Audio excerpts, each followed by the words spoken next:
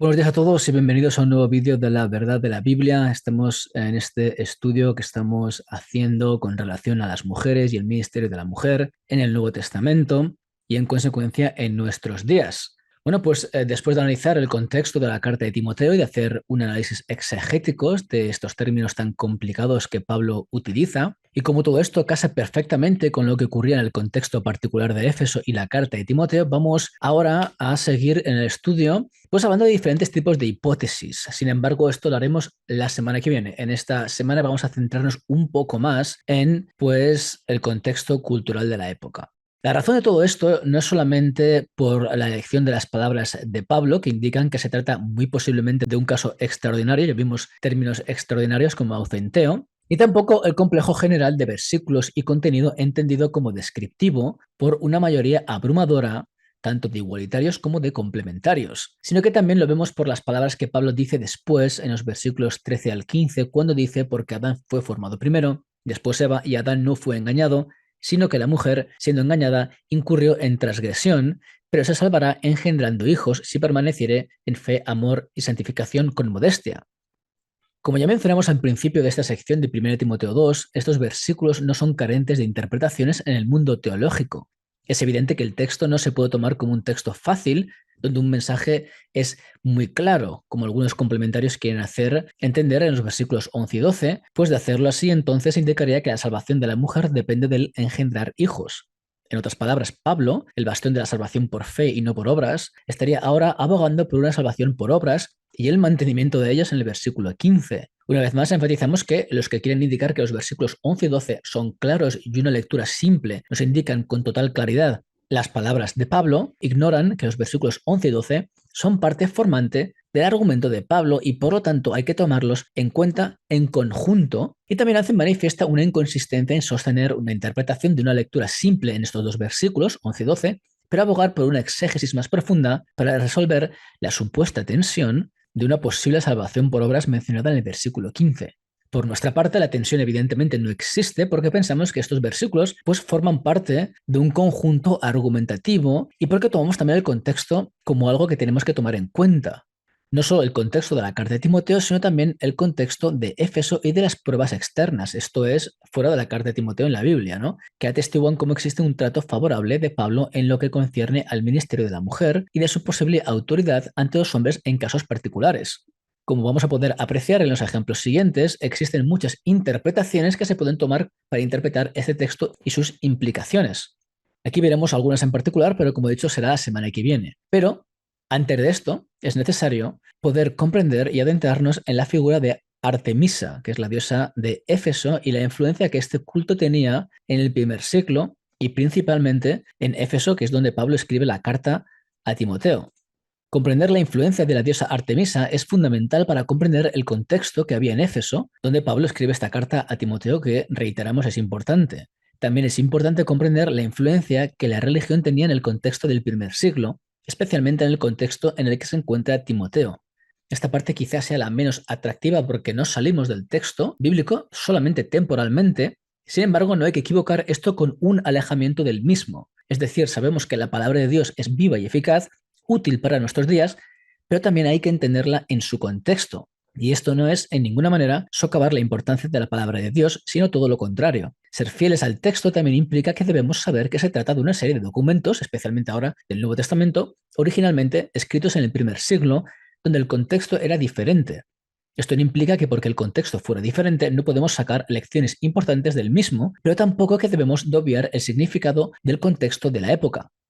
De la misma manera que ninguno de nosotros aboga por la ingestión de vino como solución de los problemas estomacales, 1 Timoteo 5:23, y que ninguno es bautizado por los muertos hoy en día, 1 Corintios 15:29, que ninguno de nosotros luchamos contra temas principales de ciertas cartas como la influencia de los posiblemente protonósticos que menciona Juan, diciendo que Jesús no vino en carne en 1 Juan 4:3, o la influencia de los grupos de la circuncisión en Hechos 15:5, ni el problema de los gentiles y judíos en Romanos, ni el problema de los que estaban también judaizando en Gálatas, ni que tenemos problemas a causa de un hermano que está en fornicación con su madrastra, 1 Corintios 5, ni que tampoco tenemos problemas con lo sacrificado a los ídolos, 1 Corintios 8, 1 al 11, y que tampoco pensamos que no se debe de evangelizar en Asia, Hechos 16:6, porque el Espíritu Santo prohibió a Pablo a ir temporalmente a Asia.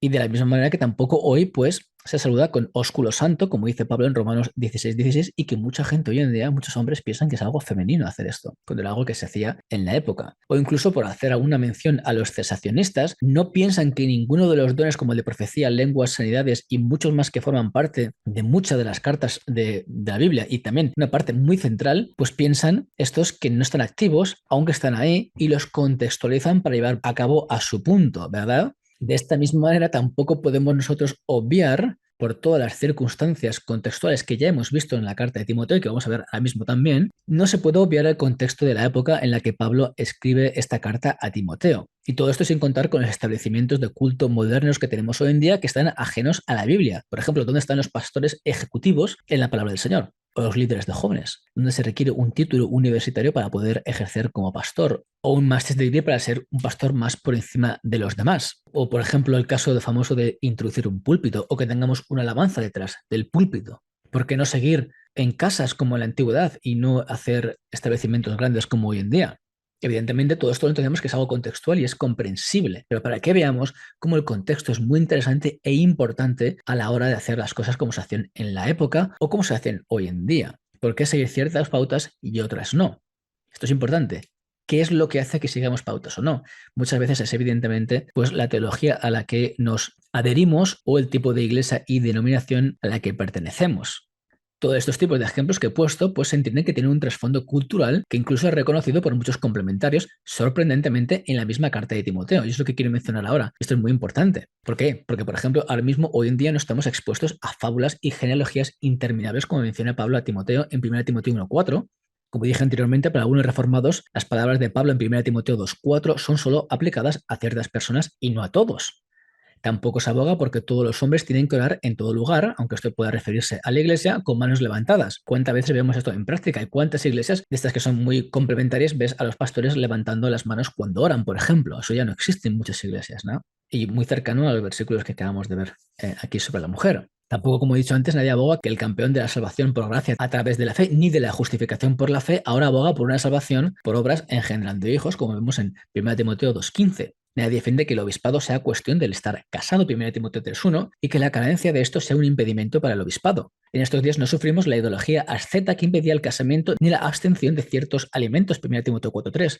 Y ni mucho menos ahora los ministerios cesacionistas, por ejemplo, abogan que el don impuesto a ciertas personas, como por ejemplo Timoteo, sea necesariamente por medio del don de la profecía y de la imposición de las manos del presbiterio, 1 Timoteo 4:14. Igualmente, nadie expresa que cuando Pablo le dice a Timoteo en 1 Timoteo 4:16, ten cuidado de ti mismo y de la doctrina, persiste en ello, pues haciendo esto te salvarás a ti mismo y a los que te oyeren, que esto implica que Pablo ahora defiende que Timoteo no solo tenga la potestad de salvarse a sí mismo, negando la salvación de parte divina en respuesta a la fe y abogando por lo tanto por una salvación por obras, sino que también ahora Timoteo sería una especie de Cristo que pudiera salvar a otros. Nadie hoy en día declara a un feligrés que si un marido ha perdido el trabajo y no puede proveer momentáneamente a su familia, ha negado la fe y es peor que un incrédulo, 1 Timoteo 5:8. Tampoco se aboga por hacer una lista con las vidas menores de 60 años que hayan sido esposas de un solo marido de buen testimonio, 1 Timoteo 5:9. Nadie hoy en día obliga a las mujeres jóvenes viudas a que se casen, críen hijos y gobiernen su casa, sin contar que implica gobernar la casa. Implica también gobernar a los maridos, no dice nada, ¿no? 1 Timoteo 5:14. Igualmente, lo que hemos mencionado con anterioridad acerca del beber vino a causa de los problemas del estómago y cómo esto no se manda hoy en día como medicina contra las enfermedades de estómago y otras enfermedades, 1 Timoteo 5:23. Nadie aboga por una sociedad donde la esclavitud sea una norma, menos en la América esclavista, que ya la gente conoce y que algunos cristianos hoy en día también defienden por alguna razón, ¿no? Pues bueno, nadie aboga por esto, aunque Pablo menciona este tipo de estilo de vida social del primer siglo, 1 Timoteo 1 al 2.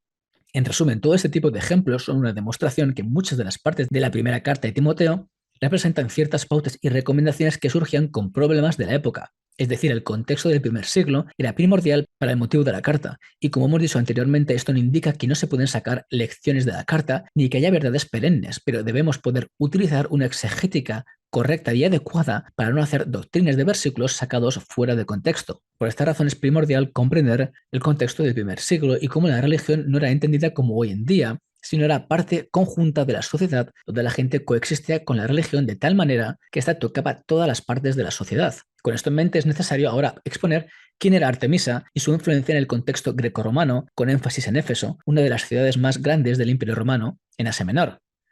Artemisa, nombrada Diana por los romanos, era probablemente la deidad helenística más popular, adorada en aquellos lugares donde los griegos se instalaron. Era la hija de Zeus por medio de Leto, hija de Titanes, y era la hermana gemela de Apolo. El Anchor Bible Dictionary expresa lo siguiente acerca de Artemisa. La traducción es mía. Artemisa, la virgen cazadora, paradójicamente contenía en su personalidad características obvias de una diosa madre, probablemente adquiridas en Asia Menor y de las diosas cretonas Britomartis y Dictina, con quienes a veces se le identificaba. Ella protege celosamente a las crías lactantes de todos los animales salvajes, alimentando en el momento de su nacimiento a las mismas criaturas que luego matará en la caza. Y por un ejemplo donde está indignada con las dos águilas de Zeus por devorar una liebre preñada. Las características de fertilidad son sorprendentemente evidentes en su culto en Éfeso, Asia Menor. La Artemisa, a quien las turbas efesias proclaman como grande en Hechos 19, 23 al 40, es una grotesca con múltiples mamas. En su calidad de diosa madre, Artemisa era incluso la protectora de los niños humanos y a menudo se la identifica con Eileitia, la diosa propia del parto humano. ¿Vale? Esto de las mamas lo veremos después porque es muy interesante, porque hay diferencia de opiniones con relación a lo que implicaba. La siguiente imagen se trata de una estatua de Artemisa del segundo siglo después de Cristo, o sea, muy cercana al primer siglo después de Cristo, que se encuentra en el Museo del Vaticano en Roma y que se trata, curiosamente, de una estatua griega réplica de la mitad del siglo IV antes de Cristo, donde se puede ver ahí a la diosa con un arco representando la Virgen cazadora. Según la mitología griega, Artemisa, que como la leyenda griega expresa, al nacer los dioses ya tenían desarrolladas en su totalidad sus capacidades mentales, fue testigo del arduo parto de su hermano Apolo por parte de su madre Leto, un parto que duró 9 días. Por esta razón, Artemisa no quiso dar a luz y pidió a su padre que fuera inmune a las flechas de Afrodita, y su padre, que en este caso es Zeus, le concedió este deseo. Bajo este prisma nos encontramos con una diosa que tiene una simpatía particular y especial con las mujeres embarazadas desde el primer día. La imagen de Artemisa fue, por lo tanto, asociada con la virginidad y en Éfeso, en especial, con la partería o con el hecho de ser comadrona.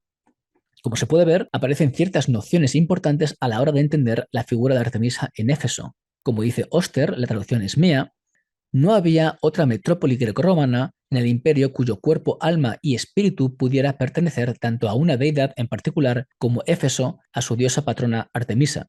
Aunque indagaremos sobre esto más adelante, cabe remarcar cómo Artemisa se le identificaba como la diosa del parto humano. Esto quizás esclarezca un poco más las palabras de Pablo en 1 Timoteo 2:15 cuando dice, pero se salvará engendrando hijos.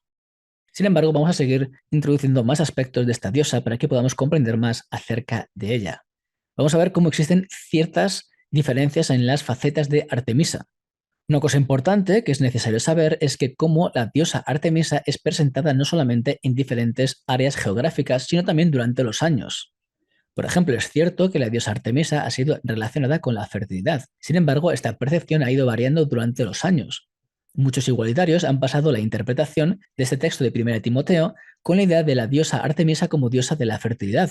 Linda Belville dice lo siguiente, la traducción es mía: como diosa madre, Artemisa era la fuente de vida, la que alimentaba a todas las criaturas y el poder de la fertilidad en la naturaleza. Las doncellas acudían a ella como protectora de su virginidad, las mujeres estériles buscaban su ayuda. Aunque los igualitarios inicialmente interpretaron a Artemisa como la diosa de la fertilidad, diversos estudios modernos sobre la figura de Artemisa del primer siglo, especialmente en la zona de Éfeso, han traído una imagen diferente en cuanto a la figura de esta diosa. Sandra Glan, que es profesora del Dallas Theological Seminary, publicó 2 artículos importantes con relación a la figura de Artemisa en el primer siglo en la revista de este seminario que se llama Biblioteca Sacra en el volumen 172. En sus artículos, que están plasmados con más detalle en un libro que será publicado en el 2023, en este octubre, o sea, el mes que viene, que se titula en español La madre de nadie, expresa como en muchas ocasiones los detalles y las facetas de Artemisa son plasmados de una manera general en las enciclopedias y diccionarios.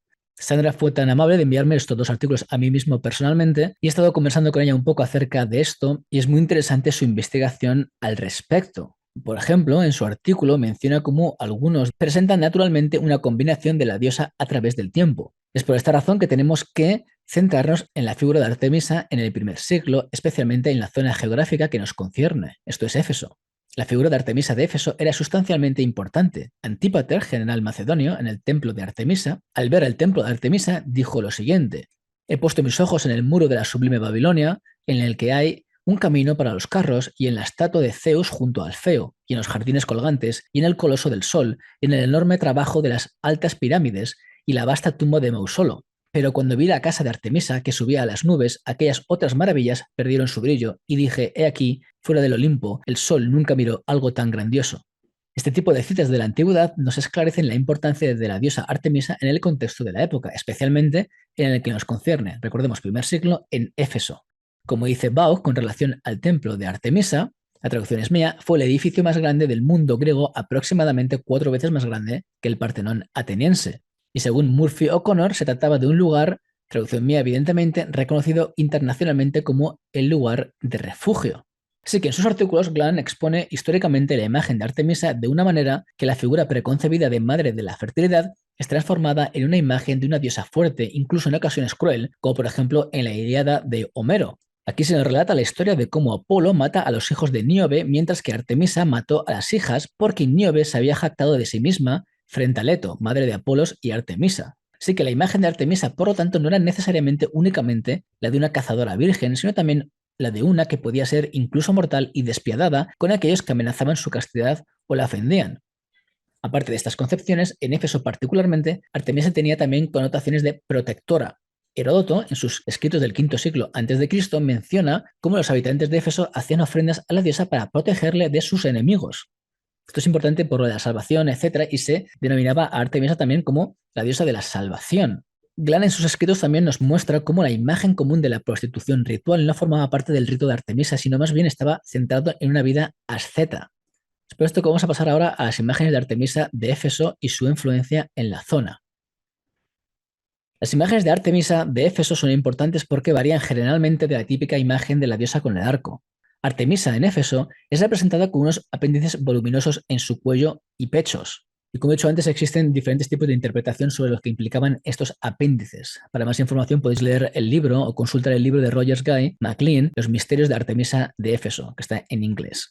Jerónimo, por ejemplo, interpretó que estos apéndices eran pechos y esto indicaba nutrición y que por lo tanto eran una representación de esta figura de madre, no solo de la humanidad, sino también de todos los seres vivientes. La imagen que veis aquí abajo, a la derecha, es del 125 al 175 después de Cristo, ¿vale? Y esta diferencia que veis aquí también se puede notar en las monedas de la época que se enfocan en Artemisa o Diana de Éfeso, donde se ve cómo las imágenes son diferentes. Por ejemplo, aquí veis dos monedas. La primera que está arriba está datada del 50 al 51 después de Cristo y la segunda del 41 al 42 después de Cristo, o sea, contemporáneas a la época bíblica, ¿no? Del primer siglo. Como podéis ver, pone Diana, que es el nombre de Artemisa para los romanos, y pone Efesia. Y como podéis ver, tiene esta imagen aquí sin arco y sin flecha y con este tipo de cuerpo que representan también estos apéndices voluminosos. La imagen de abajo se ve lo mismo, pero con el templo de Artemisa. Y Artemisa está en el medio, y como podéis ver, muy parecida a la que vemos aquí arriba con este tipo de apéndices voluminosos. Aquí veis que pone Diana o Dian di Efe, que es de Efesios, ¿no? Para que podamos ver este tipo de interpretación. Y esto se contrasta mucho con, por ejemplo, otras monedas contemporáneas, como que veis aquí ahora a la izquierda, que se ve representada a Diana, pero ya que se ve representada con el arco, una imagen muy diferente a la que vemos de Éfeso. Como he dicho antes, estas imágenes son contemporáneas, la que veis aquí con el arco es del 41 al 42 después de Cristo. Este tipo de diferenciación hace que sea importante centralizarnos en la figura de Artemisa en Éfeso y en el primer siglo. Glan, por ejemplo, menciona cómo académicos expertos en Éfeso, como Paul Trebilco y Joster, difieren con la interpretación de Artemisa como una diosa de la fertilidad.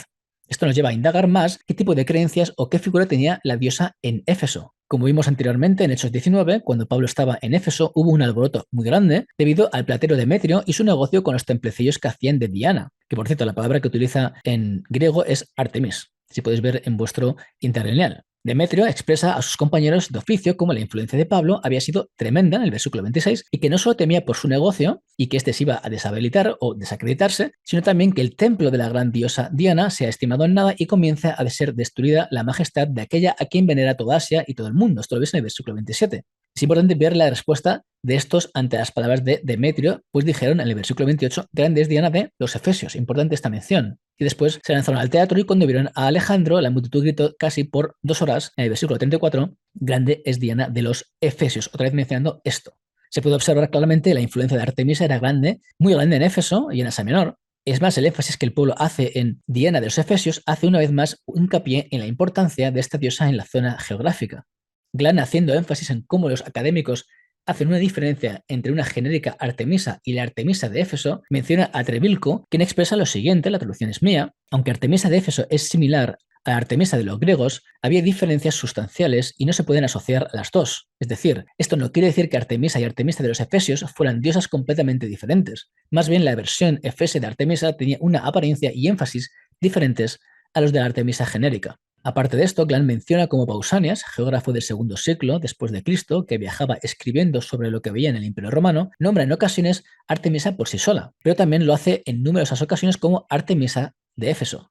De hecho, enfatizando en este epíteto Éfeso como el más popular incluso fuera de Éfeso. Para analizar aún más esta idea, presenta la introducción de Pausanias por W. H. S. Jones, donde enumera el orden de frecuencia del uso del nombre de los dioses con sus epítetos o apellidos, donde se puede ver como Artemisa es la segunda más mencionada después, muy increíblemente, de Zeus. Un dato significante que nos permite ver la influencia de Artemisa, especialmente en Éfeso, en el mundo antiguo. Aquí puedes ver la imagen de las menciones que se hacían en esa época y veis como Artemisa está mencionada en 64 ocasiones. Michael E. Mendorfer dice lo siguiente mencionando a Elis: Artemisa es la diosa dominante de la ciudad. Es la palabra dominante muy interesante, ¿no? Con lo que vimos en 1 Corintios 2:12. Con esto pasamos ahora a la faceta de comadrona de Artemisa. Otra faceta importante de Artemisa que vale la pena remarcar y que nos mete más en el concepto expresado por Pablo cuando dice pero se salvará engendrando hijos, es que Artemisa también estaba asociada con la imagen de comadrona. Esto lo vemos en los escritos antiguos y contemporáneos del primer siglo después de Cristo. Por ejemplo, Plutarco, que vivió del 40 al 120 después de Cristo, en sus escritos acerca de Alejandro Magno expresa que la razón por la que el primer templo de Artemisa fue quemado, y esta no pudo impedirlo, fue porque esta última estaba ausente asistiendo el parto de Alejandro Magno. Esto nos indica que la conexión de Artemisa con su asistencia en los partos era presente en el primer siglo y le precedía en 3 siglos con anterioridad. Recordemos que el templo de Artemisa fue quemado a la mitad del siglo IV a.C. Aparte de este ejemplo del primer siglo por parte de Plutarco, Glan hace más menciones de esta faceta de Artemisa. Por ejemplo, esto se ve en un epígrama del primer siglo mencionado por John Hazel en su libro titulado, la traducción es mía, ¿Quién es quién en el mundo griego? Y menciona el caso de Zonas o Diodoro de Sardis, quien describe el parto de una mujer y cómo ésta muere a causa de la preocupación de Artemisa por sus perros y no presidir el parto. Este tipo de asociación no es sorprendente, puesto que en la época el parto era una de las causas de muertes más comunes de las mujeres. Por lo tanto, como dice Glan, se puede ver como una conexión de múltiples niveles con el lugar de nacimiento de Artemisa, su asistencia al difícil nacimiento de su hermano y la bien documentada celebración anual del nacimiento de la diosa en la ciudad de Éfeso, trabajaron para fortalecer el vínculo de Artemisa efesia con el parto. Es más, remarcablemente la figura de Artemisa también estaba relacionada con la salvación. Se la denominaba Artemisa Salvadora en griego ático.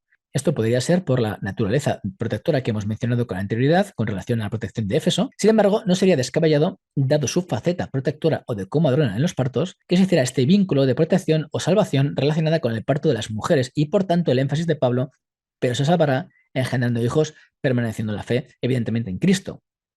Por lo tanto, aunque la imagen de Artemisa era variada dependiendo de la zona geográfica y de la época, entendiendo que la figura de madre de la fertilidad fue posiblemente algo posterior al primer siglo, todo parece indicar que la figura de Artemisa era una que presentaba a una diosa protectora, que podía ser violenta, pero que a su vez se la relacionaba con su intermediación en los partos. Como dice Sandra Glan, aunque era la misma persona con la misma historia de fondo, Artemisa de los Efesios tenía una personalidad algo diferente a la de la diosa genérica Artemisa. Mientras que esta última era célibe, asociada con la caza y los animales salvajes, la asociación con el parto surgió solo en relación con la Artemisa exclusivamente efesia. Las personas de la época de los primeros cristianos parecen haber visto en ella la capacidad de ayudar a una mujer a atravesar el pasaje más peligroso de la vida, el parto. Como la principal causa de muerte entre las mujeres era el parto, se consideraba que la diosa de Éfeso, totalmente femenina, pero no domesticada, presidía los nacimientos. Y ahora vamos a ver qué es lo que hace esto y las implicaciones en Éfeso. Con todo lo que hemos podido analizar a la hora de entender la importancia de la figura de Artemisa en el primer siglo, especialmente la Artemisa de los Efesios, podemos centrarnos en el texto bíblico que nos habla más de ella. Recordemos que Pablo estuvo más de 2 años en la región de Éfeso, junto con más personas como Timoteo, Priscila y Aquila, Apolos y otros. Esto no implica que por estar más de 2 años con ellos no pudieran retroceder en la doctrina y volver a caminos errados. No solamente pensar esto, como algunos complementarios abogan, implicaría que las personas nunca pueden ya ser influenciadas por las falsas doctrinas, sino que también ignoraría la labor de la Iglesia de Éfeso en la evangelización y la posibilidad de la conversión de nuevas personas y la influencia que pudieran traer. Quiero decir, algunos complementarios que dicen que porque Pablo estuvo 2 años o más de 2 años en Éfeso, pues esto indicase que él ya había explicado todo y que por lo tanto no podía ser un caso circunstancial lo que estuvimos viendo en 1 Timoteo 1:11 al 12. Sin embargo, evidentemente esto sería obviar que por Pablo estar ahí con ellos ya las falsas doctrinas no pudieran ser introducidas en la iglesia. De hecho, la razón por la que Pablo envía a Timoteo es para corregir las falsas doctrinas. Y de hecho, en 1 Timoteo lo que vemos es Pablo corrigiendo las falsas doctrinas. Recordemos también que Pablo estuvo predicando en Corintios por 1 año y 6 meses más o menos y tuvo que corregirles por sus errores con relación a los dones y a ciertas cosas. De hecho, por ejemplo, Tertuliano expresa cómo la iglesia o las iglesias de Éfeso fueron presas del gnosticismo y fueron exhortadas por Tertuliano por esta razón. Aparte de esto, como he dicho antes, no debemos obviar las palabras de Pablo en 1 Timoteo 1:3 cuando le dice: como te rogué que te quedases en Éfeso cuando fui a Macedonia, para que mandases a algunos que no enseñen diferente doctrina. O sea que la doctrina se estaba ya pervirtiendo y Pablo lo sabía, el Señor se lo había dicho a Pablo y había enviado a gente, aunque él estuvo con ellos anteriormente por mucho tiempo. Además, tampoco tenemos que obviar como Timoteo era uno de los más fieles compañeros y amigos de Pablo, quien para muchos es coautor de 2 Corintios, Filipenses, Colosenses, Filemón y 1 y 2 de Tesalonicenses. Ahí podéis ver en la pantalla cuando Pablo introduce a Timoteo. Así que es un poco raro pensar que una persona tan cercana a Pablo, pues Pablo tuviera que recordarle ya al final de su ministerio, porque recordemos que Primera de Timoteo es una de las últimas cartas, algo tan básico como que la mujer no puede ejercer como obispa o pastora o que tenga autoridad sobre los hombres, puesto que evidentemente Timoteo tendría que saberlo de sobra por tanto tiempo pasado con Pablo y ministrando con Pablo. Reiteramos que Timoteo fue una persona de gran confianza para Pablo, que había sido enviado por Pablo a diferentes comunidades cristianas como Éfeso, 1 Timoteo 1:3, Corinto, 1 Corintios 4:17, de diferentes comunidades cristianas como Éfeso, Corinto, Tesalónica, y Pablo pensaba enviarle a Filipo. En 2 Timoteo 3:10 vemos cómo Pablo reitera esto a Timoteo: pero tú has seguido mi doctrina, conducta, propósito, fe, longanimidad, amor y paciencia. Como Craig Kinner dice, la traducción es mía. Sin embargo, lo más significativo de la redacción del pasaje es que Pablo no supone que Timoteo ya conozca esta regla. Si esta regla hubiera sido establecida y universal, ¿no sería posible que Timoteo, que había trabajado muchos años con Pablo, lo hubiera sabido ya? Pablo a menudo recuerda a los lectores las tradiciones que deberían conocer diciendo sabes o no sabéis o no lo sabes, y según las tradiciones que os entregué. En sus cartas a Timoteo, Pablo apela a sabemos, por ejemplo, en 1 Timoteo 1:8, dichos feles, por ejemplo, en 1 Timoteo 1:15, y cita el conocimiento que Timoteo tenía de la propia vida de Pablo, en 2 Timoteo 3:10 al 11. Sí da consejo moral general relacionado con la situación de Pablo en Éfeso, pero claramente no todas sus amonestaciones a Timoteo son directamente aplicables universalmente. 1 Timoteo 5:11 al 14, versículo 23, 2 Timoteo 4:13. Dado que este pasaje está tan estrechamente relacionado con la situación que Timoteo estaba enfrentando en Éfeso, no debemos usarlo en ausencia de otros textos para demostrar que Pablo lo quiso decir universalmente. Margaret Motzko dice lo siguiente, la traducción es mía: en todas las discusiones más generales de Pablo sobre el ministerio, en Romanos 12, 3 al 8, 1 Corintios capítulo 12, Efesios 4, 4 al 13, no dice nada en absoluto sobre el género, Hechos 2, 17 al 18. Más bien menciona los dones, la gracia y la fe como los medios y requisitos previos para el ministerio. Además, Pablo usa las mismas descripciones ministeriales y terminología para los ministros varones y las mujeres. Y como he dicho antes, también es importante recordar que Pablo estuvo en Corinto 1 año y 6 meses, según Hechos 8, 11 al 12, y aún así tuvo que escribirles cartas exhortándoles y llamándoles a corrección por errores eclesiásticos graves, como el mal uso de los dones, e incluso morales, como el envanecimiento de ellos por la persona que tenía como mujer a su madrastra. Por lo tanto, existe la posibilidad que las falsas doctrinas, junto con las nuevas personas conversas que venían con un trasfondo axiomático religioso, pudieran ser, de una manera no necesariamente voluntaria, traidoras de falsas doctrinas a la iglesia que necesitaban ser corregidos. Recordemos que este es el tema principal de la carta de Pablo. Bajo este contexto y con la gran influencia que tenía el culto de Artemisa de los Efesios, es muy posible que muchas de las mujeres no solamente trajeran vestimentas e indumentarias que fueran indecorosas, posiblemente por la intención de ellas, sino que su manera de actuar fuera errónea, trayendo este tipo de creencias que iban en contra de la palabra de Dios. Recordemos que una de las facetas del culto a Artemisa era el ascetismo y la virginidad, algo que menciona Pablo en 1 Timoteo 4:3 cuando dice: prohibirán casarse y mandarán abstenerse de alimentos que Dios creó para que, con acción de gracias, participasen de ellos los creyentes y los que han conocido la verdad. Algunos dicen que esto son discusiones protonósticas, que también puede ser, pero también existe esto en el culto a Artemisa, que curiosamente está en la zona geográfica donde Pablo escribe.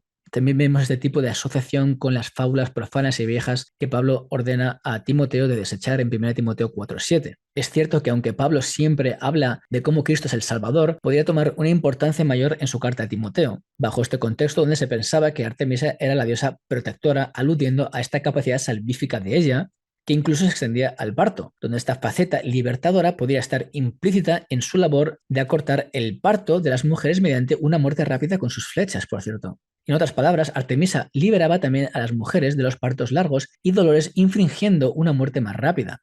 Algunos incluso mencionan que el caso de la utilización del verbo aucenteo que vimos la semana pasada está relacionada con un rito de asesinato o incluso un asesinato real. Catherine Kroger menciona, la traducción es mía, en Éfeso, las mujeres también asumieron el papel de las amazonas asesinas de hombres que habían fundado el culto de Artemisa de Éfeso. Se ha descubierto evidencia de sacrificios humanos reales en el nivel más bajo del gran Artemisio. En Spencer, por ejemplo, menciona, la traducción es mía, en consecuencia, Aucenteo bien podría aludir al tradicional y destructivo principio femenino pagano de Éfeso. Si las mujeres realmente estuvieran matando hombres, Pablo habría usado un verbo más fuerte del que no permito. Más bien estaba usando Aucenteo metafóricamente para describir las actitudes destructivas de las mujeres hacia los hombres, modelándose a sí mismas en Artemisa, la masacre, o incluso en Eva, porque cuando ella comió el fruto prohibido por Dios, resultó en la muerte. Cabe remarcar que esta opinión acerca del rito de Artemisa todavía se sigue estudiando, puesto que no hay un consenso general sobre si esto era algo que ocurría con certitud en el templo de Artemisa. Sin embargo, una cosa es clara, el culto de Éfeso tenía unos ritos que eran misteriosos, donde la palabra misterio